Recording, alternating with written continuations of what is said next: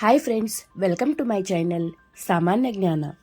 ಭಾರತದ ಅತ್ಯುನ್ನತ ಸಾಹಿತ್ಯ ಪ್ರಶಸ್ತಿ ಜ್ಞಾನಪೀಠ. ಈ ಗೌರವವನ್ನು ಗೆದ್ದ ಕನ್ನಡದ ಮಹಾನ್ ಲೇಖಕರು ಯಾರು ಗೊತ್ತಾ? ಇವರ ಬರಹಗಳು ಕನ್ನಡವನ್ನು ವಿಶ್ವಕ್ಕೆ ಪರಿಚಯಿಸಿವೆ. ಇಂದಿನ ವಿಡಿಯೋದಲ್ಲಿ ನಮ್ಮ ಕರ್ನಾಟಕದ ಹೆಮ್ಮೆಯ ಸಾಹಿತಿಗಳ ಬಗ್ಗೆ ತಿಳಿಯೋಣ ಬನ್ನಿ.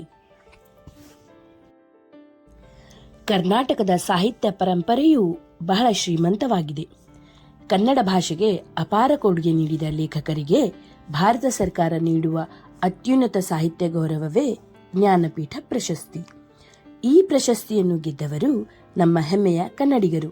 ಅವರ ಬಗ್ಗೆ ತಿಳಿಯೋಣ ಬನ್ನಿ. ಮೊದಲ ಕನ್ನಡ ಜ್ಞಾನಪೀಠ ವಿಜೇತ ಕುವೆಂಪು 1967ರಲ್ಲಿ ಪ್ರಶಸ್ತಿ ಪಡೆದರು. ರಾಮಾಯಣ ದರ್ಶನಂ ಅವರ ಮಹಾಕೃತಿ, ವಿಶ್ವಮಾನವ ಸಂದೇಶವನ್ನು ನೀಡಿದ ಮಹಾನ್ ಕವಿ.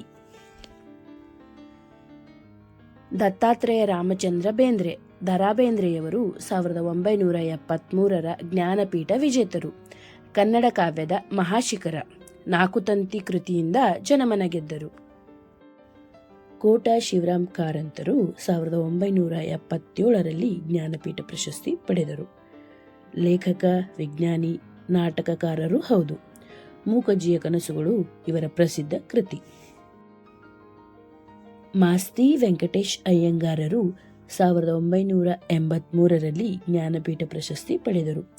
ಚಿಕ್ಕವೀರ ರಾಜೇಂದ್ರ ಅವರ ಪ್ರಸಿದ್ಧ ಕಾದಂಬರಿ. ವಿ.ಕೆ. ಗೋಕಾಕರು 1990 ಕನ್ನಡ ಸಾಹಿತ್ಯ ಮತ್ತು ಶಿಕ್ಷಣ ಕ್ಷೇತ್ರದಲ್ಲಿ ಮಹಾನ್ ಕೊಡುಗೆ ನೀಡಿರುವರು. Professor U.R.. ಅನಂತಮೂರ್ತಿಯವರು 1994ರಲ್ಲಿ ಜ್ಞಾನಪೀಠ ಪ್ರಶಸ್ತಿ ಪಡೆದರು. ಸಂಸ್ಕಾರ ಕಾದಂಬರಿಯಿಂದ ವಿಶ್ವಪ್ರಸಿದ್ಧಿ ಪಡೆದರು. ಗಿರೀಶ್ ಕಾರ್ನಾಡರು 1998ರಲ್ಲಿ ಜ್ಞಾನಪೀಠ ಪ್ರಶಸ್ತಿ ಪಡೆದರು. ಗಿರೀಶ್ ಕಾರ್ನಾಡರು ನಾಟಕಕಾರ, ನಟ, ನಿರ್ದೇಶಕರೂ ಹೌದು. ತುಘಲಕ್ ಇವರ ಪ್ರಸಿದ್ಧ ನಾಟಕ. ಚಂದ್ರಶೇಖರ್ ಕಂಬಾರರು 2010ರಲ್ಲಿ ಜ್ಞಾನಪೀಠ ಪ್ರಶಸ್ತಿ ಪಡೆದರು. ಜನಪದ ಶೈಲಿಯಲ್ಲಿ ಅದ್ಭುತ ಕೃತಿಗಳನ್ನು ರಚಿಸಿದರು. ಇವರುಗಳು ಕನ್ನಡ ಸಾಹಿತ್ಯವನ್ನು ವಿಶ್ವಮಟ್ಟಕ್ಕೆ ತೆಗೆದುಕೊಂಡು ಹೋದ ಮಹಾನ್ ವ್ಯಕ್ತಿಗಳು. ಈ ಮಹಾನ್ ಕನ್ನಡಿಗರು ನಮ್ಮ ಸಾಹಿತ್ಯದ ಹೆಮ್ಮೆ. ಇವರ ಕೃತಿಗಳನ್ನು ಓದಿ ಕನ್ನಡವನ್ನು ಬೆಳೆಸೋಣ ಹಾಗೂ ಉಳಿಸೋಣ. ಕನ್ನಡದ ಬಗ್ಗೆ ಇನ್ನಷ್ಟು ತಿಳಿಯಲು ನಮ್ಮ ಚಾನಲನ್ನು ಸಬ್ಸ್ಕ್ರೈಬ್ ಮಾಡಿ, ಫಾಲೋ ಮಾಡಿ, ಲೈಕ್ ಮಾಡಿ, ಶೇರ್ ಮಾಡಿ.